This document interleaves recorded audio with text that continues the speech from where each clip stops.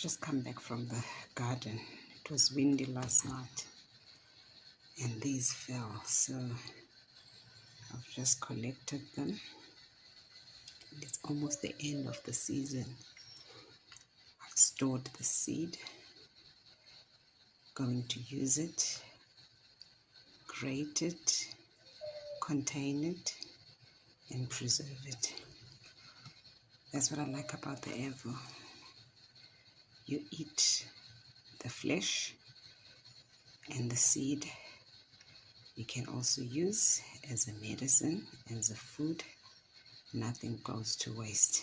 And then the skin, go ahead and pour on your compost, on your compost pile. Let's grow trees. Let's plant seeds and not plant bombs.